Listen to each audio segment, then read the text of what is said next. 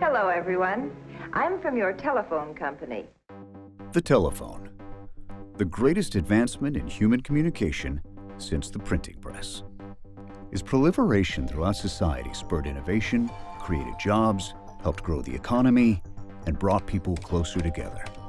Can you bring me my chapstick? But it wasn't without its flaws. You usually had to be stuck in one place in order to use one. Give us that back! No! Stop it! Which could be frustrating. If only you could go wherever you wanted while talking on the phone. I'm a little black woman. Those who thought that getting a car phone wasn't for them weren't keeping up with the booming industry of cellular radio telephone. Wireless technology and devices have forever changed how we communicate with family and close friends. In the U.S., the wireless industry is responsible for 3.8 million jobs and generates over $146.2 billion annually. In the United States alone, there are over 200 million cell phones in use.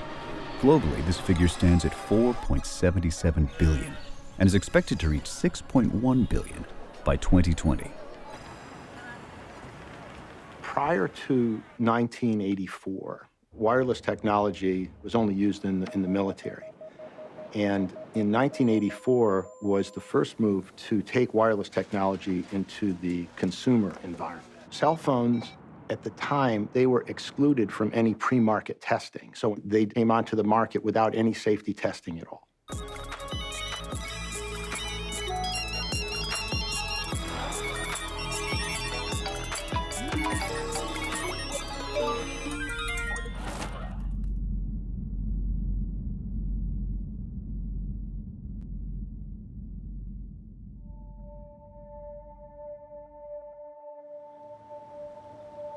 When we evolved on the planet, there was no microwave radiation other than this infinitesimal amount.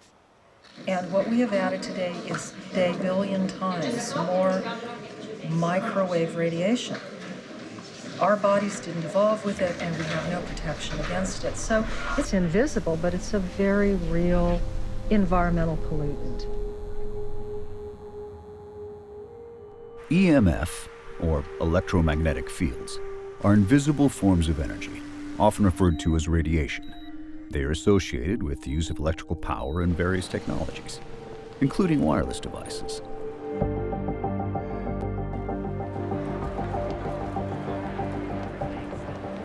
We are electrical in nature. We are made of the same stuff as everything else. We are made of atoms, and atoms are made of electrons, which are negatively charged, protons that are positively charged, and we react to electromagnetic fields. So it's not surprising that we respond to all kinds of things. So there's various kinds of radiation, and one of the distinctions that's made is between ionizing radiation and non-ionizing radiation. That distinction reflects the energy that the radiation delivers and whether it breaks up molecules as it passes through tissues. The electromagnetic spectrum measures different levels of radiation. Non-ionizing radiation emits lower energy, while ionizing radiation emits higher energy. The higher the energy, the more dangerous it becomes for our health. Most people are able to tolerate lower energy fields, such as AM/FM radio, for example. Wireless technology emits non-ionizing radiation known as radio frequencies. Regulatory agencies consider these emissions safe for short periods of time, but increased exposure could have dangerous biological effects. The light from the sun causes sunburn or skin cancer in some. Overexposure to X-rays and cosmic rays are dangerous.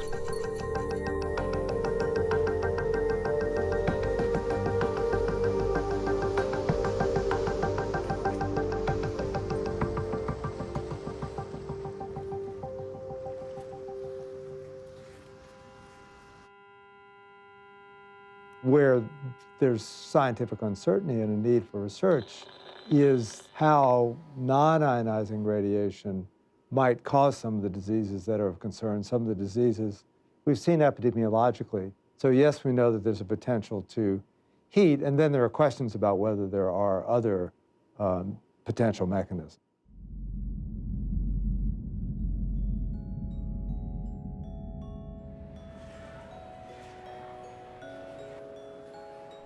As a society, we are very fond of things that make life easier or more enjoyable, anything that provides release from the stress of everyday life. But history has shown our enjoyment or dependence on these things can blind us to their adverse effects and influence us to ignore obvious warning signs. To date, scientists have not found any substance as contained in smoke that is known to be responsible for human disease. What cigarette do you smoke, Doctor? Smoking was a major factor. Could where you carry your cell phone make you sick? Some doctors say they're seeing evidence of cancer that could be linked to mobile phones.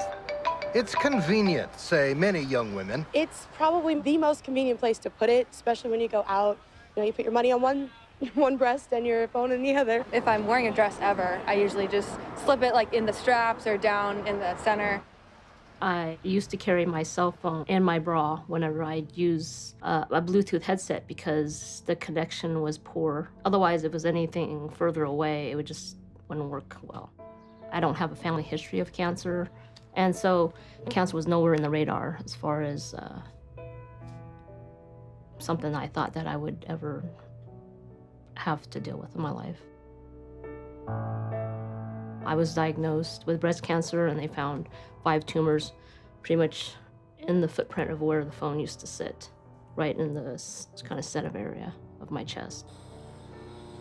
The morning of my mammogram and ultrasound, my husband and I were trying to locate the lump. We were going to mark it with a Sharpie so that it would be easy to point out to the person who's going to do the testing. And I pointed at one spot, and he said, and then he was trying to feel it. And he said, no, it's right here. No, I said, it's right here, not realizing at the time that we actually found another one that morning. And here we were arguing that morning. He says, no, this is it. And he was arguing that was it. And we actually come to find that morning, actually, we had discovered another one. I'm not the kind of person that's an advocate for these unusual problems. I don't go into crazy diets. I don't worry about the environment as much as I should. I really am a focused physician. But when Donna came in with her case, it kind of opened my mind. It didn't convince me there was a problem, but I remember sitting very clearly looking at her slides with the pathologist. And I said, well, how many tumors are there in this breast? She said, well, there's basically 3 dominant tumors.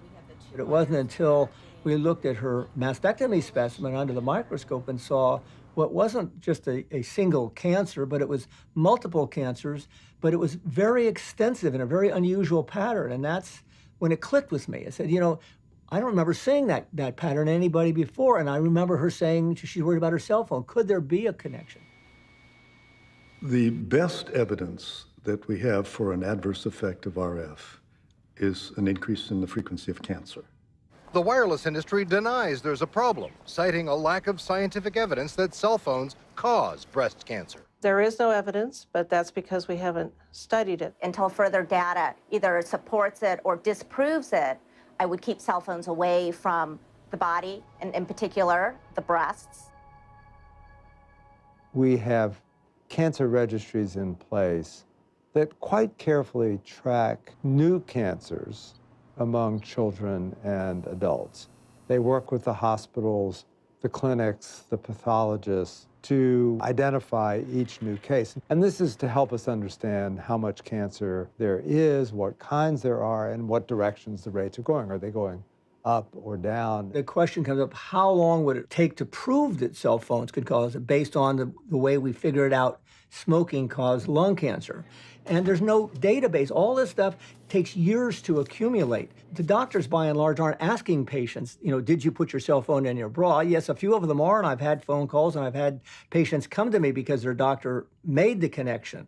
So it is happening, but it's not like with lung cancer. I think it may take longer for cell phones to accumulate enough data to really prove it's a risk factor for breast cancer.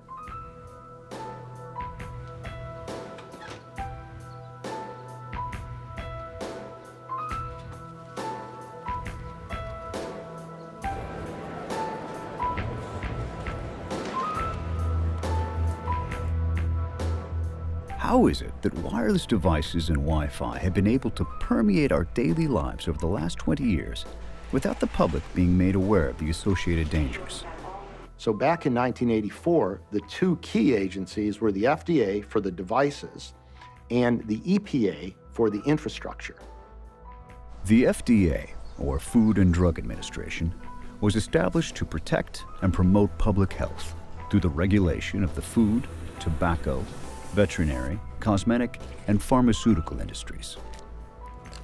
The EPA, or Environmental Protection Agency, was created for the purpose of protecting human health and the environment by writing and enforcing regulations.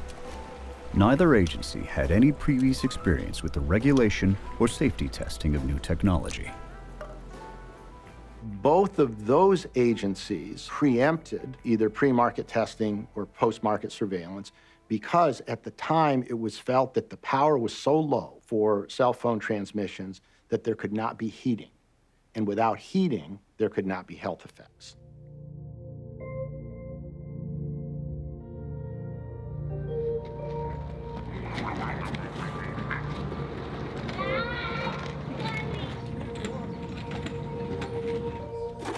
My name's Jamie.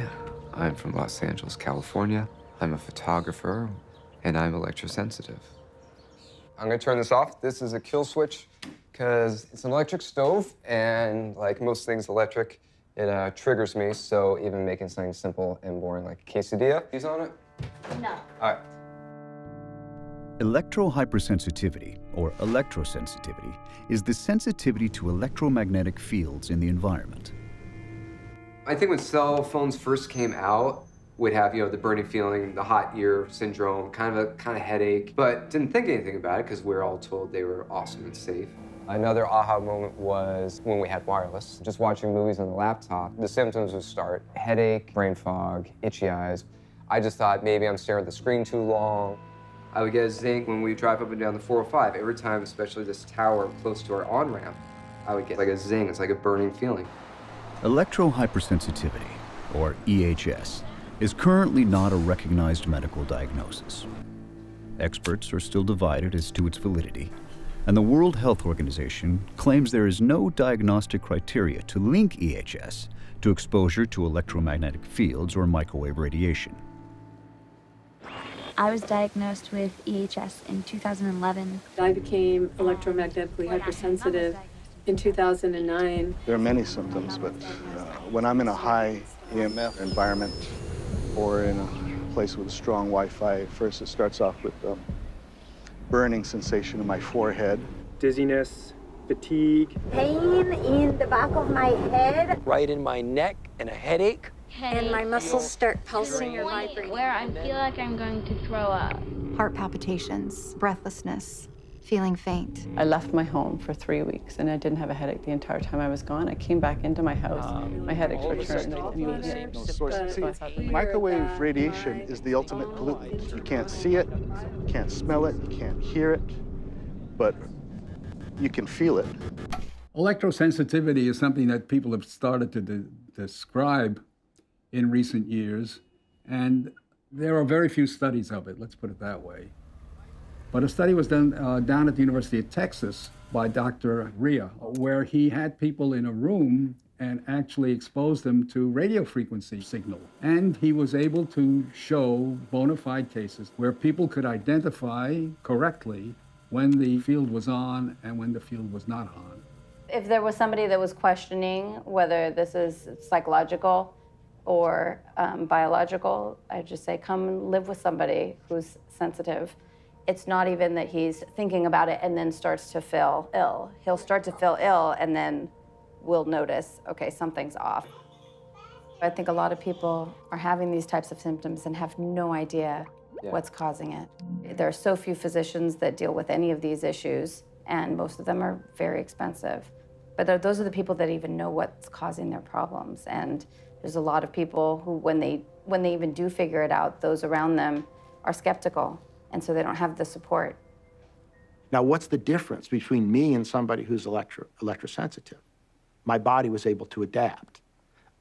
Why? Well, there are genetic reasons, there are epigenetic reasons. So when you put adaptation into the equation, Now it's even more complicated because the signals don't affect everybody the same way.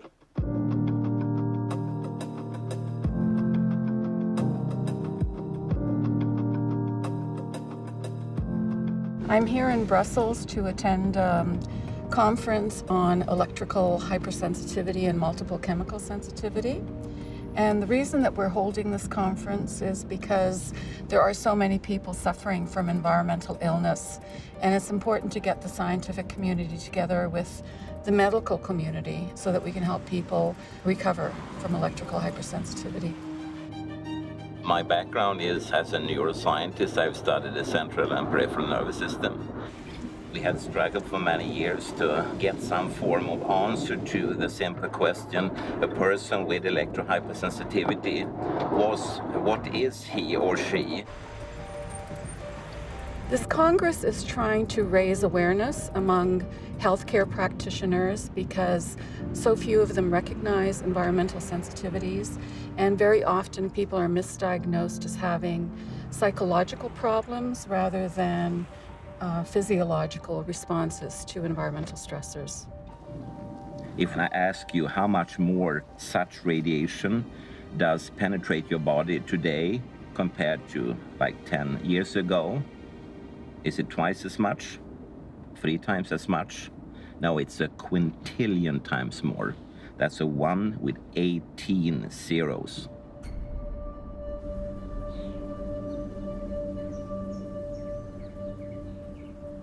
We've been looking for a house on and off for like 6 years now. And because of Jamie's electrosensitivity and other health issues, it's very, very difficult to find a house. The house had been up for sale for a few weeks, and it hadn't even occurred to me to look because it'd been so difficult to find a house. But I thought, you know, we should just look at it anyway. And Jamie walked in and said, wow, this is really great. Like, I could live here, which says a lot. Like, that doesn't happen ever. I walk in, I usually, within half a second, know, yes or no. So we had just put an offer on a house, and Jamie told me that a 70-foot monopole tower was going to be erected about 3 blocks away from our house. It's almost impossible for citizens who don't want a tower in their backyard to stop that because the needs of the masses are greater than the needs of the individual.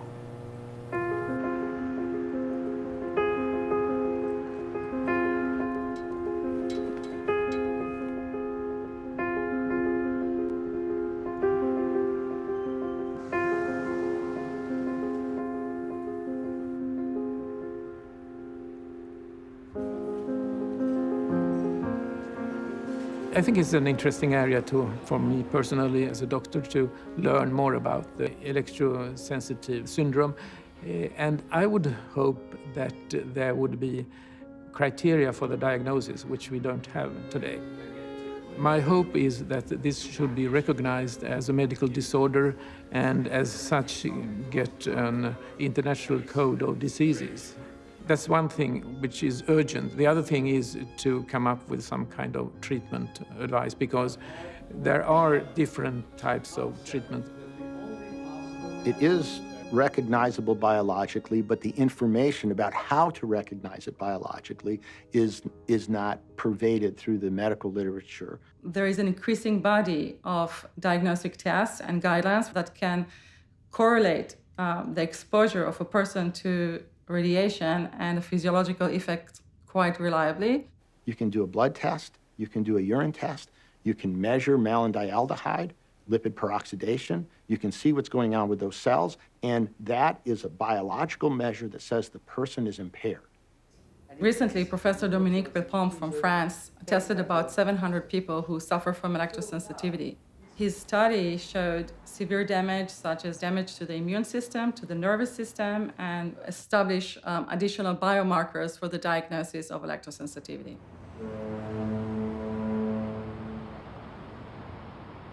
I became very involved in the cell phone brain tumor issue in 2008 when my husband was diagnosed with a brain tumor.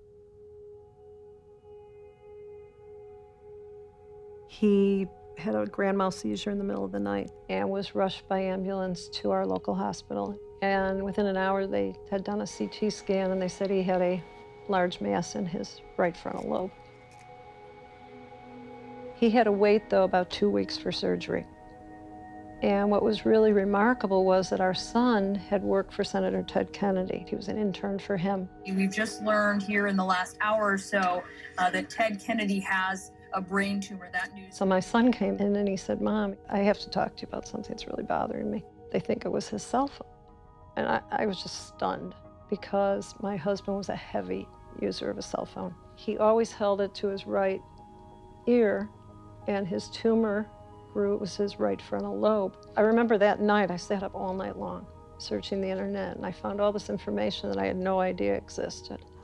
And there were studies about it, and there were scientists in Sweden, and there were other people who were talking about how cell phones were causing brain tumors. Today we're talking about cell phones and brain cancer. We don't know why they're harmful, right?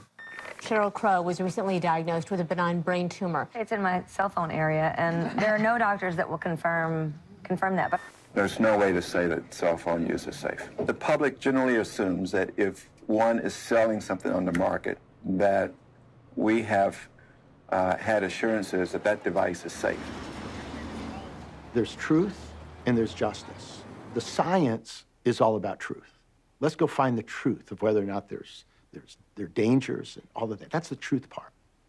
But the government and regulatory authorities are all about fairness. When cell phones first came into consumer use, the purpose was to carry the signal wirelessly only a little ways, and then to convert the signal to the wired infrastructure that we had on landline, phone lines. But when we began the process of moving to digital signal, we had to have a different kind of infrastructure. So recently, the past year or two, there has been a lot more cell towers popping up and down all over the place. So there's the existing one right there. Not sure whose it is. So there she is right there. There she blows. In 1985, the total number of cell phone towers in the United States stood at just 900. Today, that figure stands north of 215,000.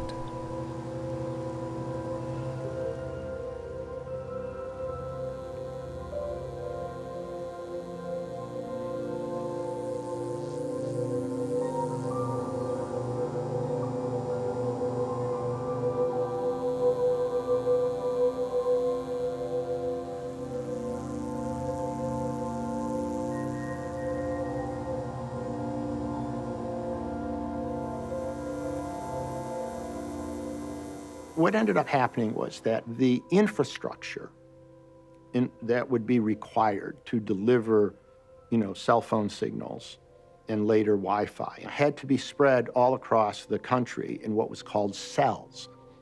That's why they called them cell phones, by the way. It looks sort of like a beehive, so that every cell was like one of those little circles in a beehive.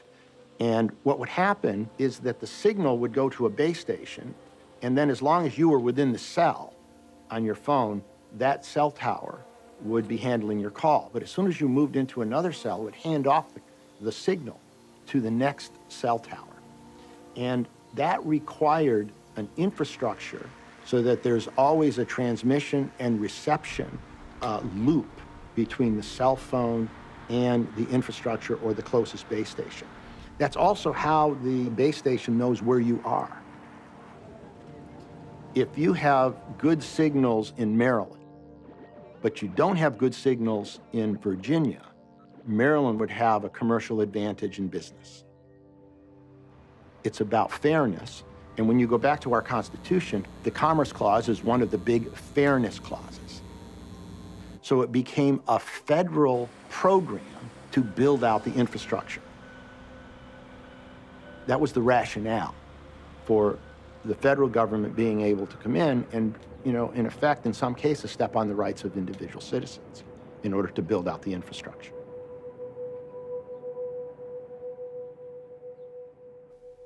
It's our system. If you've been following the news, you know a group of Scottsdale parents are upset about plans to put one in operation at Copper Ridge Elementary. The district brokered a deal in which Sprint would pay $1,200 a month to use that tower. Some parents are worried about health effects on the kids, saying the money just isn't worth it. Everyone told us, you're not going to be able to win. You're not going to be able to fight. There's nothing you can do. It's done. It's going up. It's happening. And I said to myself, if and when it does go up, I want to be able to look at it and at least say to myself, I tried. We had like 10 days. So Then I ran around for a week, couple hours a night, trying to get signatures. Right. And then we got enough to go to City Hall, get our foot in the door. my message was that if these cell towers were not safe enough for the fire department to have them where they live and work, then why is it safe enough to have near 3,000 children who go to school and live in the immediate area? That's how it came to pass, that we were able to stop the tower. I live and breathe by this technology. I want to watch something while stuck in the car. I want to be able to justify being stuck in traffic and call my mom or grandma on the phone. It's a typical human thing that, you know, we have new technology, we get very excited about it, we use it, we push it really far, and it has great applications. However, many of those often come with health considerations. And so once those become more evident to the general population, then we hopefully force the government and scientists to come up with a safer way of using that technology. Today, our world is being remade, yet again, by an information revolution, changing the way we work, the way we live, the way we relate to each other. With the stroke of a pen, our laws will catch up with our future. In 1995 and 1996, we began the process of a new Telecommunications Act. And the Telecommunications Act now was, for the first time, written to put the FCC in the role of a policing agency. But the FCC's job as a commission was fair and equitable use of spectrum. The FCC was not a policing agency, had nothing to do with safety, had nothing to do with monitoring, only to make sure that the different phone companies didn't cheat each other. That's an important point, because it was the industry that lobbied to have those changes made. Recognizing the regulatory void that existed, the cellular industry strategically positioned itself to be influential in the kind of research the government would be carrying out on its products. So the wireless industry agreed to put up money from the cell phone industry, and an interagency working group of the United States government was put in place to oversee the work. That project was called the WTR, or Wireless Technology Research, and that's the program that I ran, looking into the health effects of wireless technology. This program was put in place under what we would call a regulatory paradigm. Ordinarily, in a regulatory context, new technologies would be tested extensively before they reached the marketplace, in order to make sure that they didn't present any dangers to consumers. In the case of cell phones, and the wireless industry as a whole, this crucial stage was bypassed. This meant the regulatory agencies were forced to rely on post-market surveillance. There was an argument going on between the EPA and the FDA, and the FCC was in the middle of it, about the safety standards that should be put in place for analog phones. And that standard was the specific absorption rate. SAR, or specific absorption rate, is a measure of the rate to which energy is absorbed by the body when exposed to cell phone radiation. The smaller the body, the greater the exposed area. But the standard was based on microwave oven studies from the 70s and 80s. It was really not relevant to anything other than heating effects. When they did some safety testing, the device that's had the most testing is probably the mobile phone. It's one of the first devices that emits this kind of radiation. And they built a model that they called SAM, standing for Standard Anthropomorphic Mannequin. But bizarrely, what they did was SAM was based on the 90th centile of military recruits. So he wasn't representative of a child or even a woman, or actually an average man. This guy, just his head weighed 5 kilograms, which is more than some children's entire body. I think the thing that surprised me most and really kind of caught my attention the most, which I hadn't realized, is that the manufacturers actually tell people in the instruction manual, which I never read, not to put the cell phone against your ear. The advice in the phone tells you to keep it off the body because phones are tested in two positions. They are tested next to the head and next to the body. When they're tested next to the head, they're tested with a spacer. It used to be 10 millimeters away from the head. Now I think it's 6, but the point is there's a space between the phone and the head. The industry has succeeded in getting the FCC to accept an approach where the phone is not used like this. And you know that this is exactly how most people use phones. In that time frame, in 1995, 1996, it was really the industry that was pushing for the SAR standard. And the reason was because they knew that they could easily meet the SAR standard. If you got into standards that were biologically based, actually looking at health effects and all that stuff, the industry was worried. We do have one finding in experiments that indicates the potential for genetic damage coming from radio frequency radiation, such as that comes from the phones. And we also have an epidemiological finding of an increased risk of a very rare type of brain tumor among people who report using cellular phones. We were sort of caught in a difficult place because some of the claims that were being made about health effects were so severe that had there been pre-market testing, cell phones never would have made it into the marketplace. So what happened was, through some lobbying efforts and in the Telecommunication Act when it was finally passed, the EPA's RF program was defunded. We didn't like what they were saying, so let's get rid of them. And that's what happened.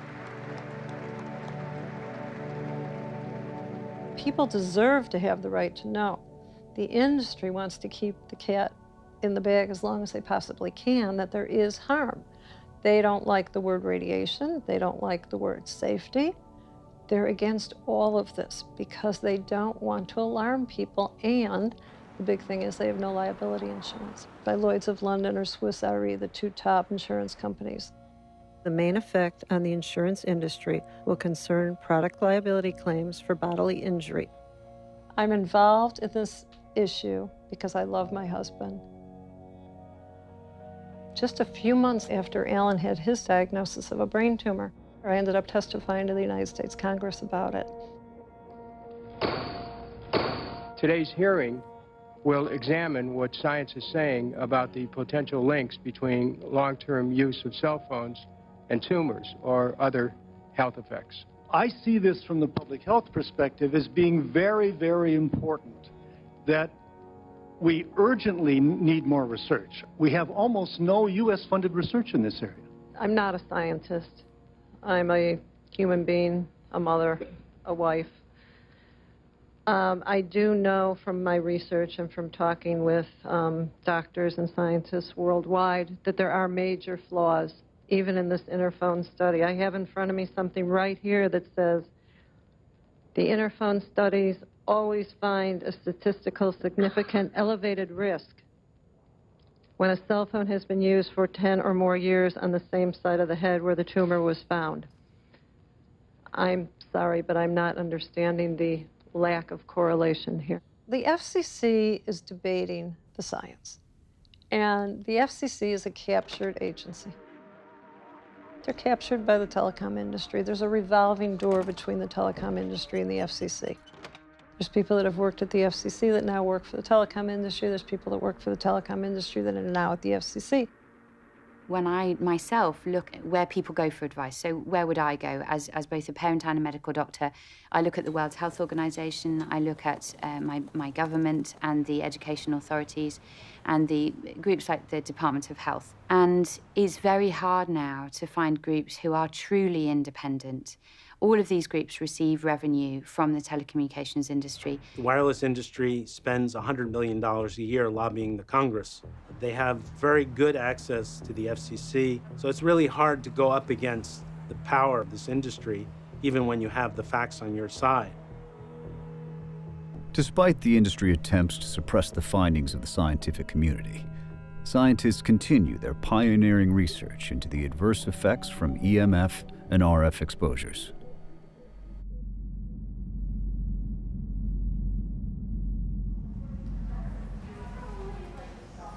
We're having a serious problem with global fertility reducing. There's evidence now that men who use cell phones, they have deformed sperm, they have sperm that moves much more slowly, dies much more quickly. And all of this is going to affect their ability to successfully impregnate their partners. Men who carry their cell phones in their pockets are carrying them right next to their testes, and the sperm cells are vulnerable. In autism, we see de novo mutations, which is mutations that the babies have that the parents don't have, and that can be caused from genetic damage.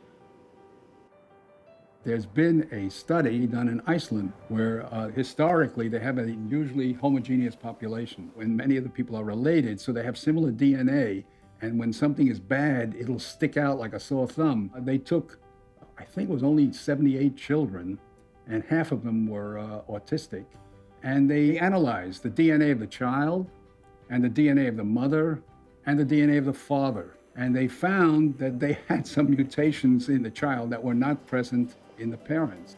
And the reason for that is very simple. Girls are born with all their eggs in an ovary, so it's pretty much guarded until puberty. The testes are exposed, it turns much more accessible to radiation, and as a result, they get irradiated. And the interesting thing is that when a spermatocyte gets irradiated, it keeps on making sperm cells with the mutations.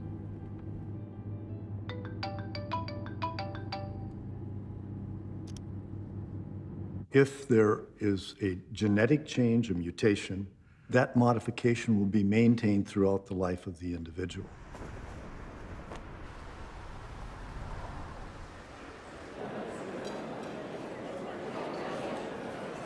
I am a pediatrician, but for the last 10 years, I decided to work on epigenetic, on cancer research, because in the last 20 years, cancer is increasing in children. And not only cancer, because a lot of chronic diseases are increasing in childhood. We have an increase in autism. What we are witnessing is a real epidemiological change. Women of reproductive age should be so careful in terms of their exposures because they can influence the health of their child even before they know that they're pregnant. The fetus is programming itself, which means that every cell of the fetus is getting information from outside, from the environment, from the mother. All these can make a sort of mismatch in his programming. Of all the stages of life, the fetus is by far the most vulnerable. And that's for multiple reasons.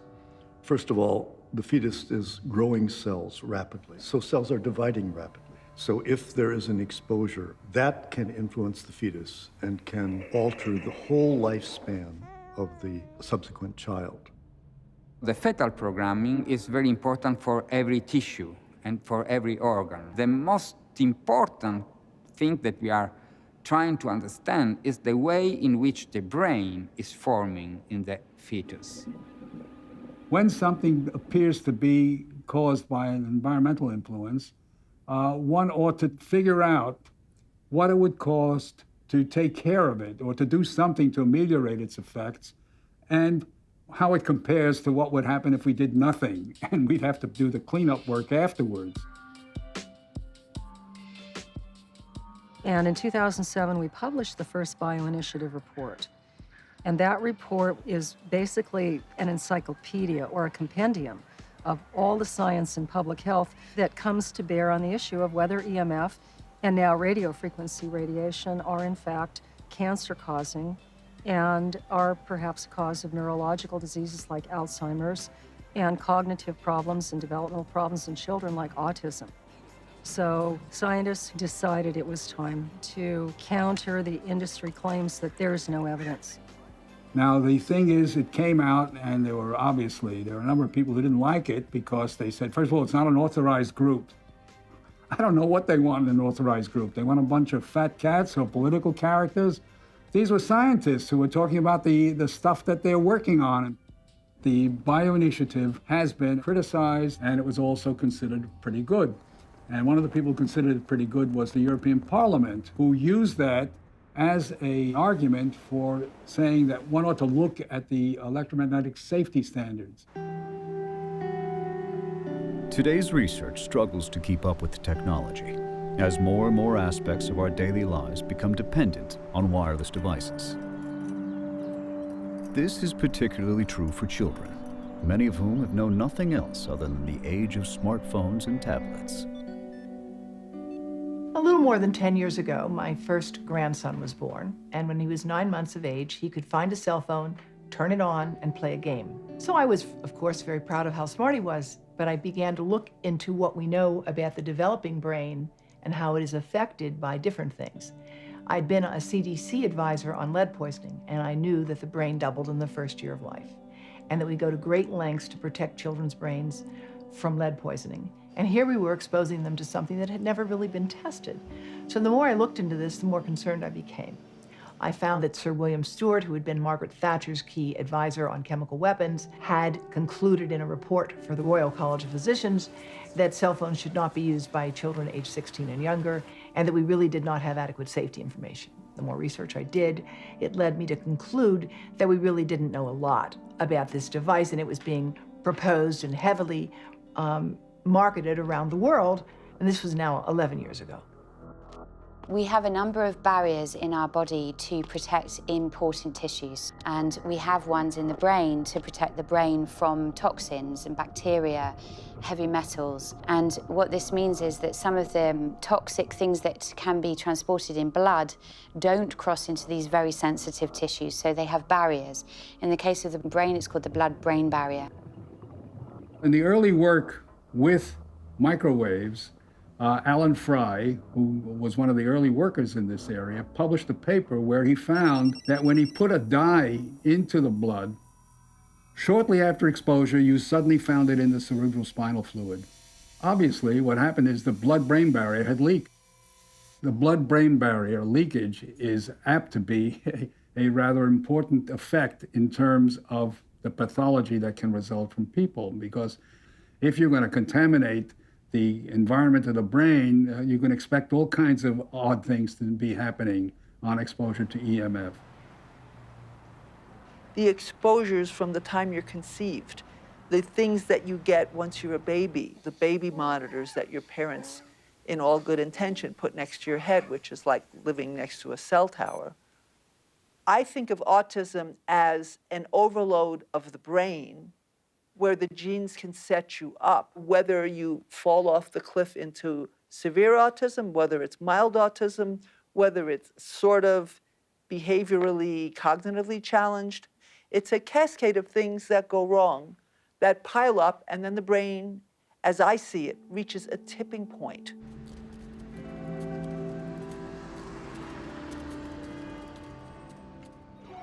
The exposures that we now have are unprecedented. I remember a life without this kind of radiation. But the children that we have now are going to view the internet the way that we view electricity. They'll think that it's just something that, of course, is okay, because they never knew life without it.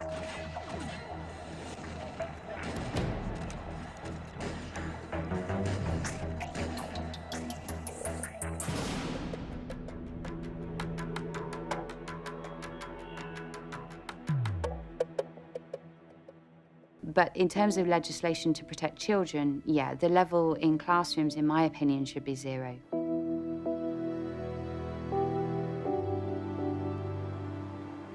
We are the second largest school district in the nation. With the demands of the school district and the demands of getting the kids into the 21st century, the school district, the Board of Education in particular, asked the Office of Environmental Health and Safety to take a look at wireless in all its classrooms.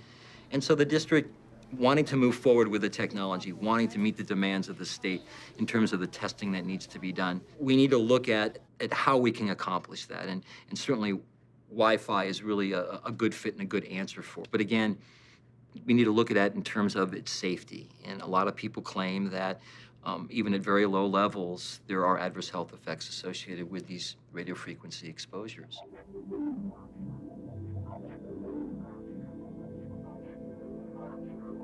The recent attempts of various school systems to try and enrich the educational opportunities of the students is sort of leading them into some peculiar blind alleys.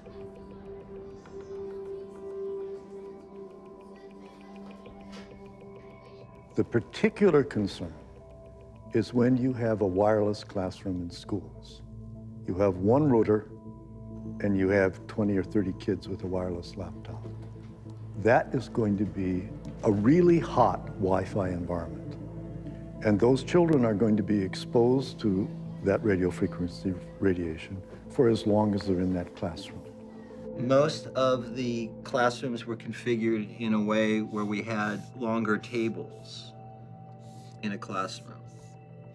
We took some basic information about the devices we were going to buy, the end devices or the tablets or the laptops, the access points or the antennas in the classroom, and you do some calculations based on standard formulas and kind of a model. And basically we took everything that we knew we were going to acquire before we acquired it, and we did some calculations to make sure that the levels were low. Typical configuration, we had a number of rectangular tables that were situated across the room.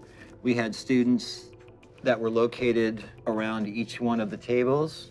The district felt that we should establish our own internal threshold for acceptable exposure.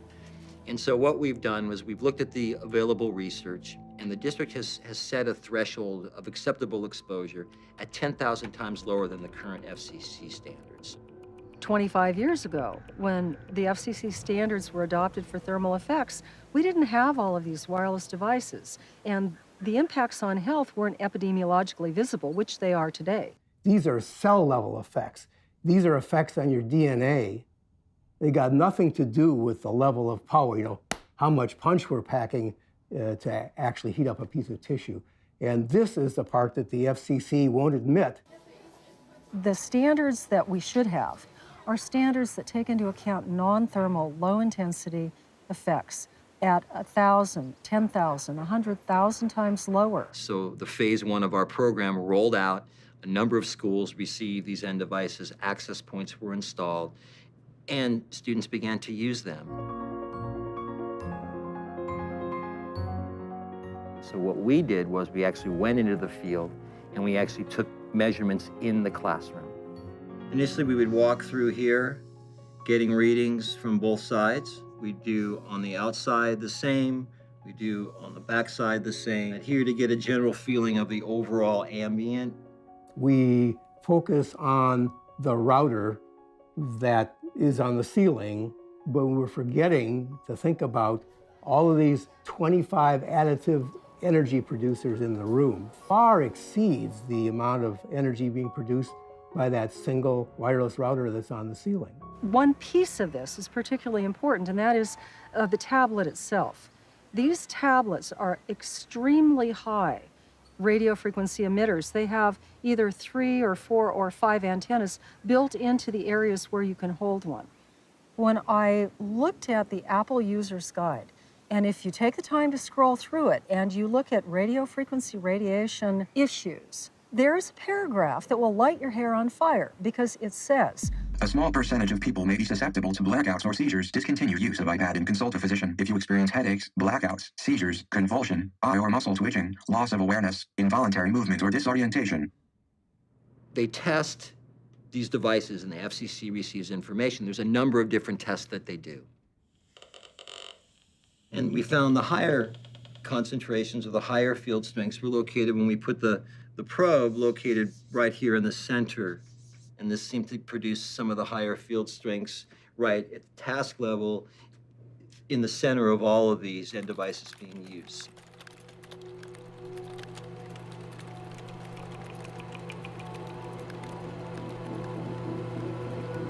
We've got an analogy of a classroom being the inside of a microwave oven, set at very low power. Children are exposed to that Wi-Fi radiation 6 hours every school day, 5 days a week, and for several months during the year. 13 years of school. It's a very disturbing trend that we're setting up by irradiating some of the youngest and most vulnerable people in our population. Most parents are oblivious to this whole issue. They think Wi-Fi in schools is the greatest thing since sliced bread because they have no understanding of the concern. The parents of a 12-year-old student are suing the Fay School in Southborough, claiming the private school's Wi-Fi made him ill. They say he has electromagnetic hypersensitivity syndrome, and radio frequency emissions from the school's strong wireless network has triggered headaches, nosebleeds, and nausea. I used to be the Ashland Education Foundation president, and I ran 7 different campaigns to bring technology into Ashland Public Schools over the years. We have something in Ashland Public Schools called Best Practices for Mobile Devices. In our classrooms, when we're not using the Wi-Fi, we should be turning it off. And when we are not using devices actively, then we should be turning them off. We are the first public school district in the nation to address this. It's fascinating when you look at what's happening with school systems around the world. In France, they had some of the first adopters of Wi-Fi. Now they're recognizing that the Wi-Fi is potentially harmful to school children, so they're getting rid of it in elementary schools. I think the European Union, I think other countries, Canada and Sweden and others, have different approaches to control of wireless technology, and that's certainly their prerogative. If it's just because you don't want any Wi-Fi or radio frequencies, well then, yeah, that's what you do. If that's their threshold of none, well, then that's their threshold of none. It's particularly tragic because a wired computer classroom will not expose your child to radio frequency radiation. People have brought this to our attention, have recommended that a wired technology, fiber optic, for example, is certainly a better way to go and might even be more reliable. And we understand that. But the district, because of what's happened in 2009 moving forward to today, with the requirements under the Common Core program, the testing, and the sheer number of schools and classrooms, to actually meet the timeline and actually go ahead and put 30 drops in an individual classroom is an unbelievable daunting task, and I don't think logistically possible. While hardwired classrooms would greatly reduce children's exposure to radio frequencies, there's still a growing concern that children are spending too much time in front of screens. The American Academy of Pediatrics, their guidelines are no more than 1 to 2 hours of screen time a day. For kids under 3, 0 hours. So I think we need to look at how much of that is interactive screen time and how much is at school, how much is at home.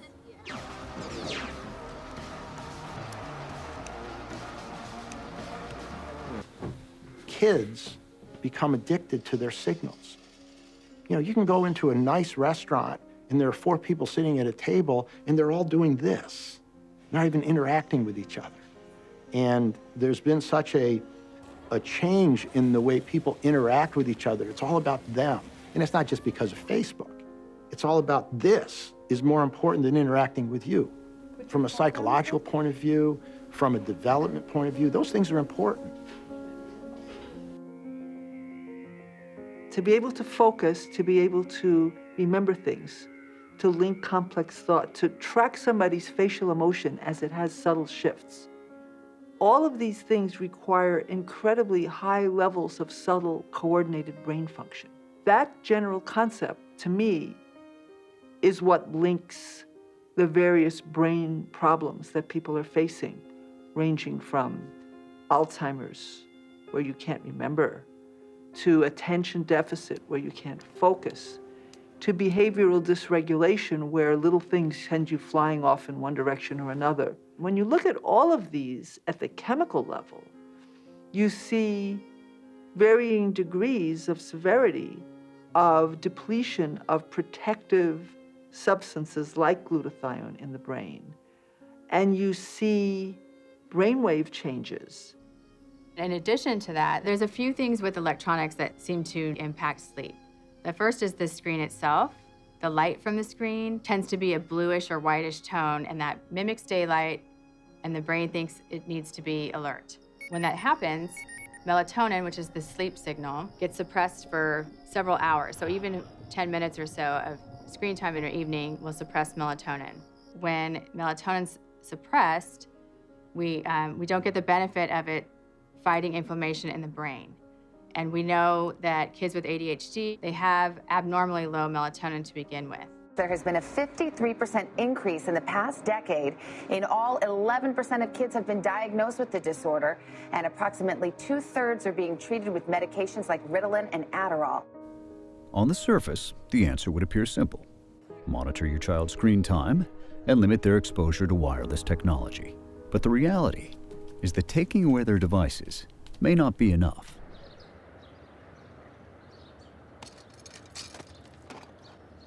Smart meters are the new or newer meters that are replacing the analog meters on your home, electric meters and gas meters. It uses electromagnetic frequency to send DTE information about power use. This gets rid of the need for meter readers and notifies the power company about outages. But some say such meters are making them sick. Many people who are perfectly fine prior to the installation of the smart meter, that thing goes into their house. They can't sleep, they have headaches, they have depression, and it's coincident with the going in of the smart meter. This is similar to the radiation debate over cell phones and cancer, right? Yes, this is very similar to that debate in that it's the same kind of radiation, and the research into its safety is not conclusive. But here's the big difference. You can choose how often you use your cell phone, right? But with smart meters, you don't have a choice. The frequency with which you are exposed to this radiation is determined by the power company. We're confident in the specs of our meters and the safeness of the meters at this point. What Pepco says is happening is that these smart meters send out communications every 4 to 6 hours on a daily basis. But what we're seeing is that these smart meters communicate about 4 to 6 times a minute, if not more. When we lived in Lafayette years ago, it was one of the first areas of deployment of the smart meters.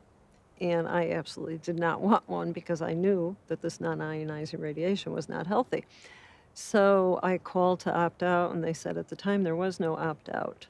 And I said, I want this thing off my house. And they did do it. There's a number that one can call in the state of California to opt out of your smart meter. And they do charge you $75 up front, and I think it's $10 a month. It doesn't seem fair to me that we have to opt out of something we don't want. But people can do that. They can call and they can opt out of the meter. The driving force of the 21st century will be powerful processing centralized in the cloud and wirelessly connected to thin clients. Autonomous vehicles will be controlled in the cloud.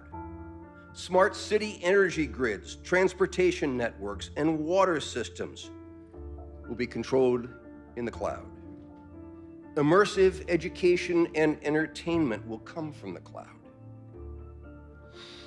But such futures won't come to pass unless the pathway to and from the cloud is low latency, ultra fast, and secure. 5G's been approved. The FCC voted on it. It's going to be rolled out. It will be faster and it'll take up more of the spectrum. 5G has an enormous amount of promise. It's expected to enable all sorts of things like virtual reality, self-driving cars. You could potentially download a movie within a couple seconds. With 5G comes the small cell equipment that they're going to be putting on every pole in every city, right outside people's windows, or on fake mailboxes. Nobody has taken into account the cumulative radiation that we are all getting, especially children. And there were no pre-market safety testing on any of this. So many people involved in the science around this issue are out there arguing for massive change to everything, from, tearing down the structure that we have of regulation and public safety, to getting rid of technology, to doing all kinds of things that are extreme. Fact is, none of those things are going to happen. So what can we do now? My son, Zach, and I created California Brain Tumor Association. And the reason we did this was after we started hearing from more and more people who were affected by this, we wanted to start raising awareness about this. And we were able to get cell phone right-to-know legislation passed unanimously in San Francisco. We try to say that it's not about the science, because we always get pushback from the legislators. Oh, the FCC says there's no, conclusive evidence. Unfortunately, the National Institute of Health, these are captured agencies. So we try to say that it's really about giving people the right to informed decisions. And what that means is that the warnings that are now hidden in the phone or in the manual that nobody knows about and sees, if you read them, would be given to the consumer at the point of sale so that they can make informed choices for themselves and for their children as to the safest possible use. So the city of San Francisco passed this law unanimously, and then the industry, the CTIA, Cellular Telecommunications Internet Association, came in and sued. Cellular Telecommunication Industry Association's argument is that it's a violation of their First Amendment rights. They're saying that this is allowing speech to be given to consumers at the point of sale that they are not okay with it. And then it went to the federal court in a non-published decision. They said it violated the cell phone industry's First Amendment rights because it was compelling speech that they didn't want given out at the point of sale. So now we've had similar legislation passed in Berkeley, but what we did here is we learned from our mistakes in San Francisco. San Francisco did overstep their boundaries a little bit in that they had warnings that they were going to give out to people saying, limit your use, children should not use cell phones, turn your phone off when not in use. So what we did in Berkeley is have Harvard constitutional law professor Larry Lessig help with the legislation so it would stand up in court. The city expects the industry to file a lawsuit. This proposal would irresponsibly alarm consumers into questioning the safety of cell phones. And of course, the industry did sue just a couple of weeks later. Here it is. It seems kind of short-sighted. If you look at the tobacco industry, they got behind the warnings eventually because their lawyers told them it's in their best interest. Because when these product liability cases come to trial, they can always point the finger at the consumer and say, well, didn't you read our warnings? We warned you. This stuff is harmful. So be straight with me. Is it true?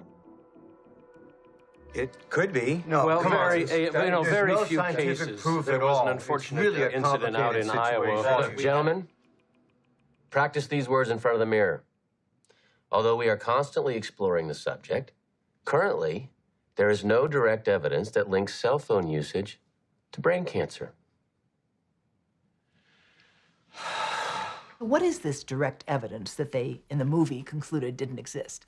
Direct evidence means dead bodies. If we take this approach to public policy on cell phones today, we're basically condemning an entire generation or two to getting sick in enough numbers before taking action to prevent it happening.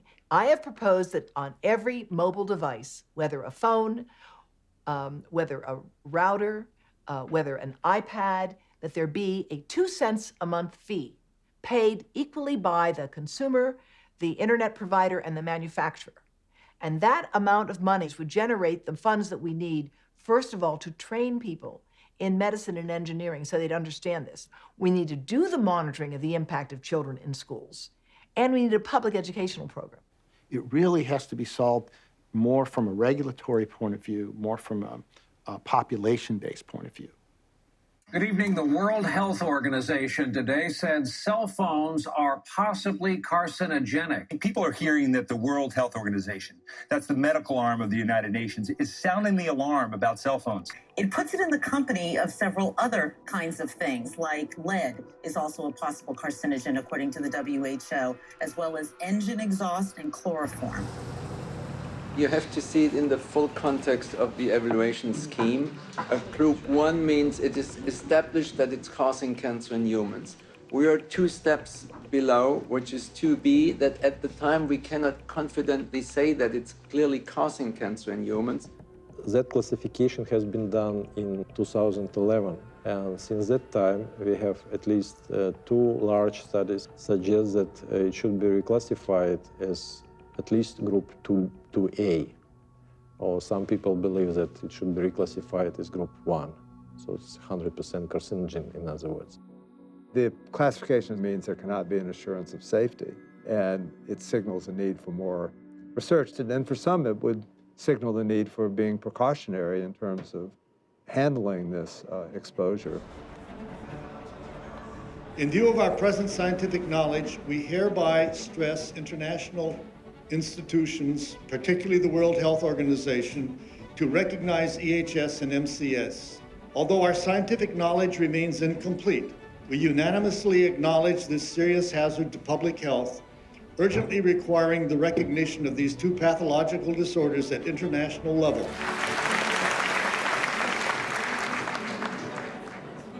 What is really needed, and what this conference was intended to provide, is a strong statement to the World Health Organization that there is sufficient scientific evidence today to classify electrosensitivity as a medical condition, and what this will do is go a long way toward letting physicians know they've got to get educated and learn to begin to treat patients with this condition. There are signs that the message is beginning to sink in. Some countries are adopting laws to reduce children's exposure in schools. The European Parliament and some European legal courts are starting to acknowledge the correlation between EHS and radio frequency exposure. Today, Sweden recognizes EHS as a functional impairment. If the World Health Organization recognized electrosensitivity as a real thing, I think it would help in a lot of ways. You know, if talking to teachers about it, if you could show them, it's not just me, the parent, it's the doctors, the scientists. I think financially it would make a difference. Financially it would make a difference, I mean, if it was something that health insurance companies recognized and we could have, right now all the treatments that he does is purely out of pocket and it's quite expensive. Yeah, I've been addressing a lot of issues with myself health-wise, mold in my system, chelation, getting metals out of my body. But I've noticed since the past year that I've been doing all this that my sensitivities have gone down. I don't feel like a text from across the room. I don't get headaches, every time I drive by the towers on the freeway. When this first came up and we realized that we might have some sensitivity issues in our house, the first thing we did was just turned off the wireless at night. And that seemed like the easiest first step. We hardlined completely and we have the plug-ins. Yeah. Here's what helps us hardline. Plug it into here. Signal's going through the walls. It's gonna come out here. And welcome to my office. Plugging in here, grab the signal and send the signal through this Thunderbolt here. I can still use a laptop computer and take it anywhere in the house I want to, but I just plug it in to whatever the nearest outlet is.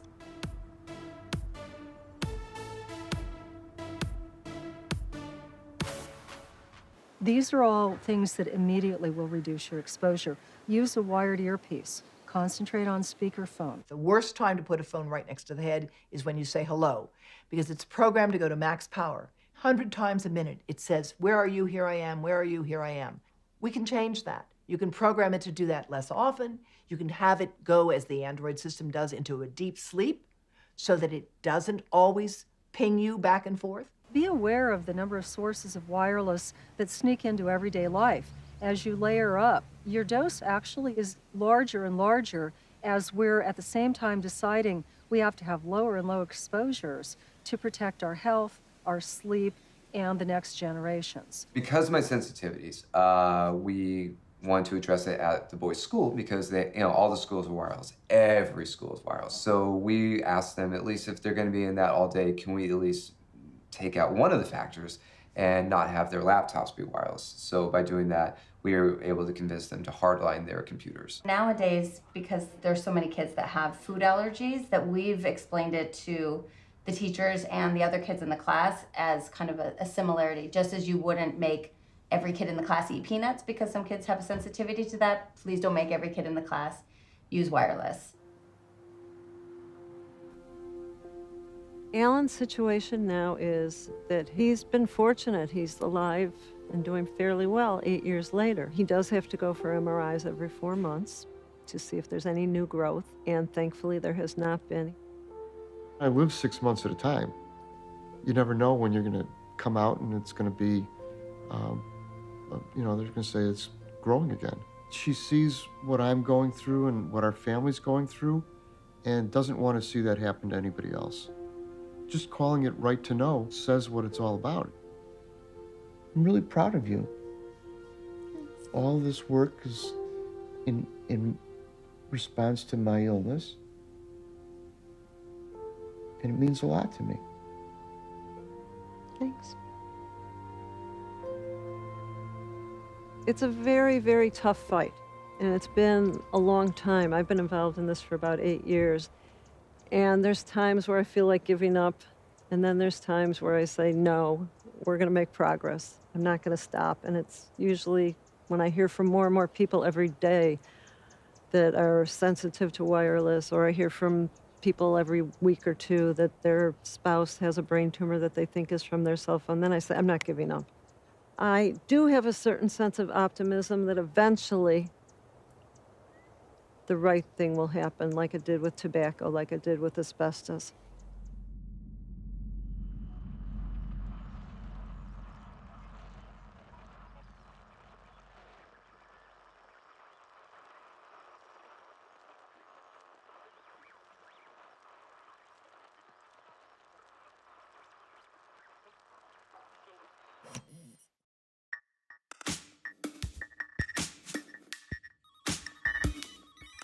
Every day, new technologies enrich our lives. 5G and all its wonders is coming to a lamppost near you. So take precautionary steps to reduce your exposure. Whenever possible, favor good old-fashioned wired connections. Use airplane mode as much as you can. And before you go to sleep, remember to turn off your Wi-Fi routers and all emitting devices. Make a change tonight.